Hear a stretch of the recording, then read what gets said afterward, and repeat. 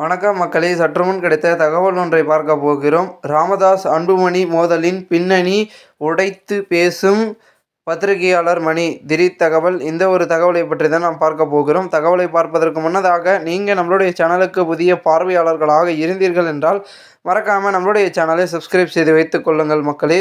தற்பொழுது வட தமிழ்நாட்டில் பாஜக காலூன்ற முடியாமல் நிற்பதற்கு மருத்துவர் ராமதாஸ் தான் காரணம் என்றும், பாமகவில் பிளவு ஏற்பட்டால் இந்துத்துவ சக்திகளுக்கு சாதகமாகி விடும் என்றும் மூத்த பத்திரிகையாளர் மணி எச்சரிக்கை விடுத்துள்ளார். பாமக நிறுவனர் ராமதாஸ் மீண்டும் செய்தியாளர்கள் சந்தித்து அன்புமணி மீது பல்வேறு குற்றச்சாட்டுக்களை சுமத்தியுள்ளார். இந்த நிலையில் தந்தை மகன் மோதல் எப்பொழுதும் முடிவுக்கு வரும் என்பதும் தொடர்பாக மூத்த பத்திரிகையாளர் மணி பிரபல செய்தி தொலைக்காட்சி ஒன்றுக்கு அளித்துள்ள நேர்காணலில் கூறியிருப்பது: அன்புமணி ராமதாஸ் உடனான மோதல் விவகாரத்தில் நீயா நானா என்று பார்த்து விடலாம் என்கின்ற முடிவுக்கு பாமக நிறுவனர் மருத்துவர் ராமதாஸ் வந்துவிட்டார்.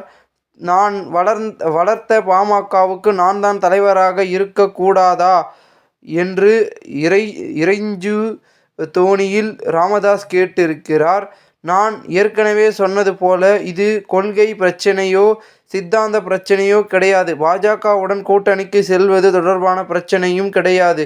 அரசியல் அல்லாத தனி மனித வெறுப்புக்கள் மற்றும் சில வளங்களை பிரித்து கொள்வது தொடர்பாக தந்தை மகன் இடையே ஏற்பட்டுள்ள சண்டையாகும். இது எவ்வளவு பெரிய அவலமாக இருக்கிறது. மருத்துவர் ராமதாஸ் பக்கம் நியாயங்கள் இருக்கிறது, அதை நான் ஒப்புக்கொள்கிறேன். ஆனால் 87 வயது முதியவர் எதற்காக தனது மகனுக்கு எதிராகவே போர்க்கொடி தூக்குகிறார்? அவர் விஷயத்திற்கு வராமல் வெளியே குத்தி இருக்கிறார்.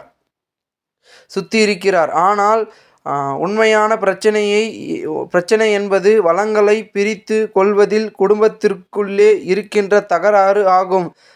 அதிகார மையங்களை திருப்திப்படுத்த ராமதாஸ் விரும்புகிறார்.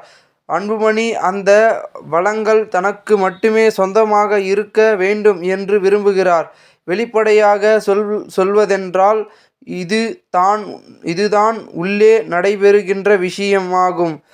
RSS காரான குருமூர்த்தியும் பாஜக நிலைப்பாட்டை எடுத்த சைதை துரைசாமியும் வெளிப்படையாக ராமதாஸையும் அன்புமணியையும் சந்தித்து பேச்சுவார்த்தை நடத்தியிருக்கிறார்கள். அப்பொழுது பாஜகவுடன் கூட்டணி செல்வதில் எந்த பிரச்சனையும் கிடையாது. 2026 சட்டமன்ற தேர்தலுக்கு அதிமுக பாஜக கூட்டணிக்கு செல்வதை தவிர வேறு கூட்டணி வாய்ப்புகளும் பாமகவுக்கு கிடையாது. மருத்துவர் ராமதாஸ் தலைவர் பதவி வேண்டும் என்று சொல்கிறார்.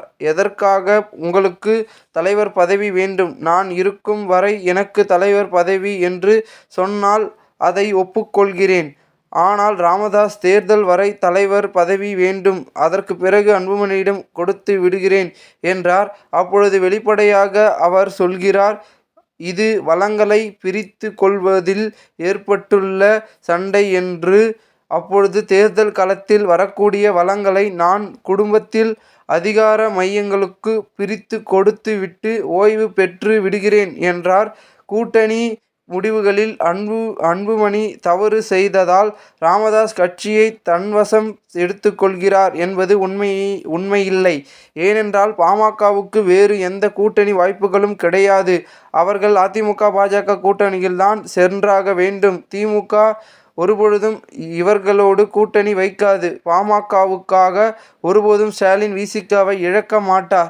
2019, 2021 மற்றும் 2024 சிறப்பான ஒரு கூட்டணியை கட்டமைத்தும் கலைஞர் கூட செய்யாத அளவுக்கு எல்லாவற்றையும் ஸ்டாலின் அரவணைத்து சென்று கொண்டிருக்கிறார். 2026 மிக முக்கியமான தேர்தல் என்பதால் ஸ்டாலின் அந்த தவறை ஒருபொழுதும் செய்ய மாட்டார். எனவே அங்கு பாமகவுக்கு வாய்ப்பு இல்லை. இது மருத்துவர் ராமதாஸுக்கு நன்றாகவே தெரியும். இந்த பிரச்சனை கூட்டணி தொடர்பானதோ தொகுதி பங்கீடு தொடர்பானதோ கிடையாது. இது அவர்களின் வீழ்ச்சியாகும். மிகவும் மோசமான கட்டத்தை நோக்கி அவர்கள் நகர்ந்து கொண்டிருக்கிறார்கள். பாமகவின் வீழ்ச்சி என்பது 2009 மார்ச் மாதம் 3ஆம் மார்ச் 3 மாதம் தொடங்கி மன்மோகன் சிங் 5 ஆண்டுகள் கால ஆட்சி முடிந்தது. 2023 மார்ச் 1ஆம் தேதி நாடாளுமன்றத்திற்காக தேர்தல் அறிவிப்பு வருகிறது. அன்புமணி மார்ச் 2இல் தனது மத்திய அமைச்சர் பதவியை ராஜினாமா செய்துவிட்டு மார்ச் 3ஆம் தேதி ஜெயலலிதாவை சந்தித்து கூட்டணியில் சேர்ந்தார்.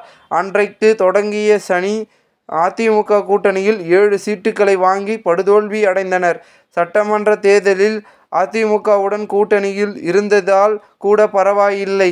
ஆனால் சட்டமன்ற தேர்தலில் திமுக கூட்டணிக்கு ஓடி வந்தார்கள். 30 சீட்டுகள் வாங்கி 3இல் வெற்றி பெற்றனர். அதற்கு பிறகு ராமதாஸ் சாதி அரசியலை கையில் எடுத்தார். தர்மபுரி இளவரசன் திவ்யா காதல் கதையை அரசியலுக்கு பயன்படுத்தி தலித்துகளுக்கும் எதிரான கூட்டமைப்பை கட்டமைத்தவர் மருத்துவர் ராமதாஸ். 2014 தேர்தலில் தர்மபுரி விவகாரத்தால் அன்புமணி வெற்றி பெற்றார். 2019 தோல்வி அடைந்தார். 2019, 2024 பாமக, பாஜகவுடன் கூட்டணியில் இருந்தார்கள். குருமூர்த்தி பேச்சுவார்த்தையை நடத்த வந்த பின்னர் பிரச்சனை சரியாகிவிட்டதாகவே நினைத்தேன். ஆனால் ராமதாஸ் செய்தியாளர்களை சந்தித்தபோது அதிர்ச்சியாக இருந்தது. பாமக வழக்கறிஞர் நீக்கம் என்பதும் தன்னுடைய கோபத்தை ராமதாஸ் வெளிப்படுத்துவது ஆகும். என்னை பொறுத்தவரை இந்த விவகாரத்தில் அன்புமணி அவசரப்பட்டு விட்டார். ராமதாஸுக்கு பின்னர் அந்த கட்சி அவருக்குத்தான் போகிறது. அதற்கு எந்த எதிர்ப்பும் இல்லாதபோது அவர் கொஞ்சம் அமைதி காத்திருக்கலாம். அவர் ராமதாஸை குறிவைத்து குறைந்து மதிப்பிட்டு விட்டார். ராமதாஸ் போன்றவர்களின் பெரிய குடும்பங்களுக்குள் பிரச்சனைகள் வருகின்றபோது கலைஞரை பார்த்து தெரிந்து கொள்ள வேண்டும். 2006 முதல் 2011 காலகட்டத்தில் குடும்ப சண்டை உச்சத்தில் இருந்தது. தினகரன் அலுவலகம் எரிப்பு, அழகிரி விவகாரம், கனிமொழி பிரச்சனை, 2G முறைகேடு வழக்கு, ஸ்டாலின் துணை முதல்வராக உயர்த்தப்பட்ட வரை பல்வேறு அதிகார மையங்களை கலைஞர் சிறப்பாக கையாண்டார். அதை ராமதாஸ் போன்றோர்கள் பார்த்து கற்றுக்கொண்டிருக்க வேண்டும். குடும்பங்களுக்குள் பிரச்சனைகள் வருகின்றபோது முதிர்ந்த நபர் ஒற்றுமை சக்தியாக இருப்பார்கள். ஆனால் இங்கே முதிர்ந்த தலைவர்கள்தான் பிரச்சனையாக இருக்கிறார்கள். பாமக உடன் கூட்டணி வைப்பது என்றால் அவர்களுக்கு தெரியும் யாருடன் பேச வேண்டும் என்று ராமதாஸ் தெரிவித்தார். இது அமித்ஷாவுக்கான அளித்த பதிலாகும். ராமதாஸுக்கு அன்புமணிக்கும் இடையே பிரச்சனை வருகின்றபோது ஒரு கட்டத்தில் அன்புமணி சுதாரித்து கொண்டிருக்க வேண்டும். நீங்கள் எவ்வளவு சாமர்த்தியசாலியாக இருந்தாலும் அவர் உங்களின் அப்பா. நான் சொல்வதை கேட்பதை தவிர வேறு வழியில்லை என்று ராமதாஸ் சொல்கிறார். ஏனென்றால் அவருக்கு இழப்பதற்கும் ஒன்றுமில்லை. அன்புமணிக்கு இன்னும் 30 வருடம் அரசியல் இருக்கிறது.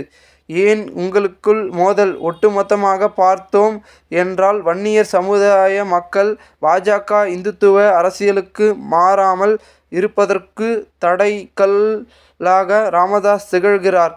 பாமக பலவீனமடைந்து சிதைகின்றது என்றால் வன்னியர் வாக்கு வங்கி மற்றும் வன்னியர் சமுதாயம் ஆகிய 2 இந்துத்துவ ஆளுமைக்குள் செல்லும் அபாயம் உள்ளது. அது வட தமிழ்நாட்டிற்கு மிகவும் ஆபத்து. இவ்வாறு மணி அவர்கள் தெரிவித்திருக்கிறார். இந்த ஒரு தகவல் தற்பொழுது அரசியல் வட்டாரங்களில் பேசும் பொருளாக மாறியிருக்கிறது. இந்த ஒரு தகவலை குறித்த பொதுமக்கள் உங்களுடைய கருத்துக்களை கமெண்ட் மூலமாக தெரிவிங்கள். இதுபோன்ற நீங்கள் அரசியல் சார்ந்த நிகழ்வுகளாம் தினசரி தெரிந்து கொள்ள சேனலை சப்ஸ்கிரைப் செய்து வைத்துக் கொள்ளுங்கள். நன்றி, வணக்கம்.